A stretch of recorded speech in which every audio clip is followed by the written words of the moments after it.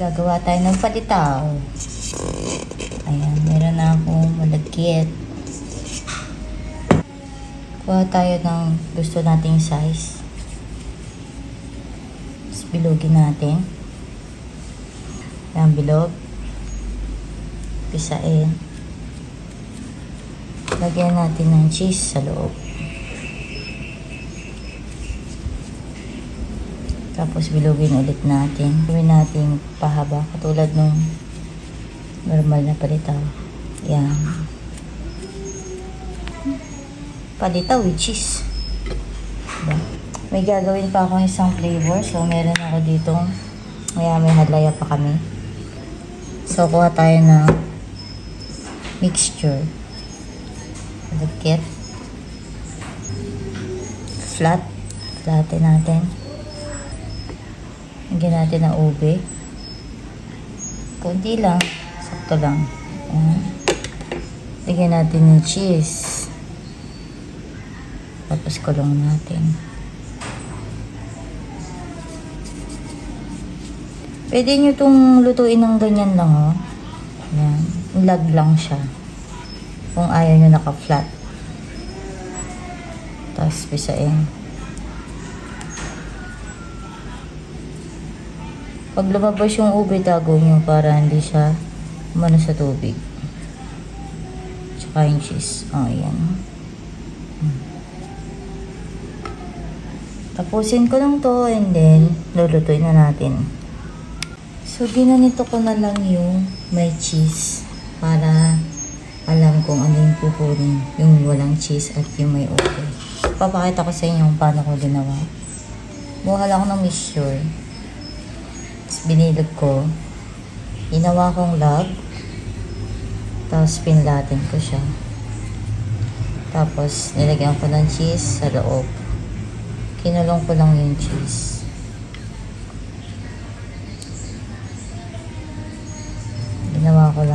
kinulong ko lang siya, tapos ginawa ko ulit log.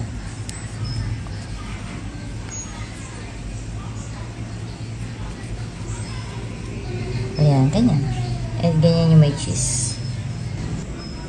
Ito, ube to.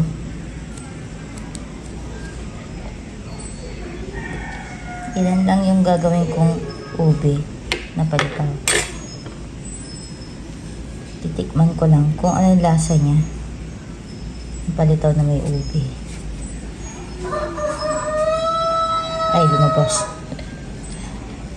Kailangan nakatago yung palaman para hindi siya umalo sa tubig pag niluto natin.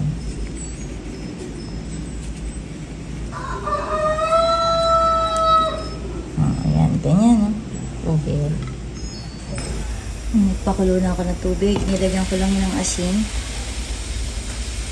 Yung unang lulutuin ko ay yung classic palitaw.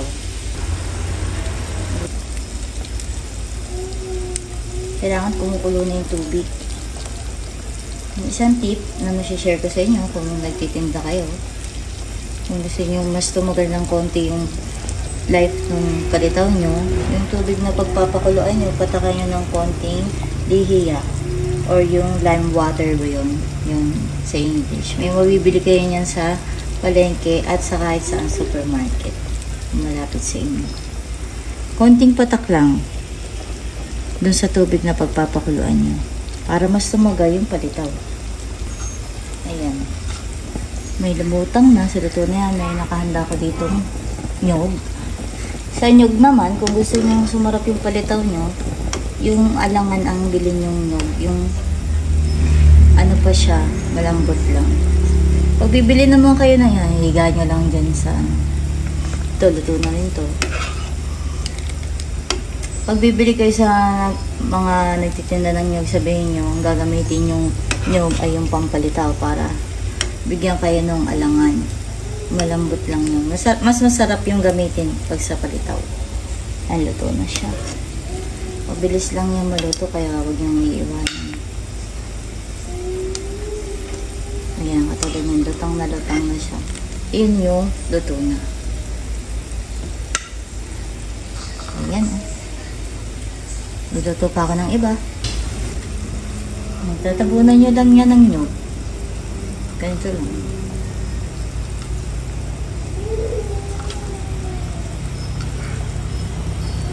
Coat nyo lang siya ng nyug.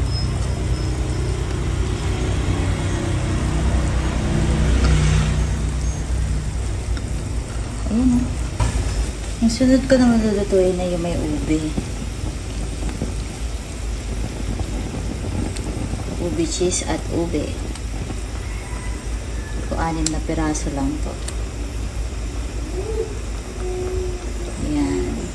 Kailangan nakalutang na siya talaga bago natin ahunin. Ang pagkahak pa lang yung pagkakalutang, hindi pa yan masyadong luto. Doon nahihilawan yung mga nagluluto ng palitaw. Kailangan lutang na siya. Tulad nito. Yan. Diretso na natin ito sa nyug. Yan. Mukhang masarap.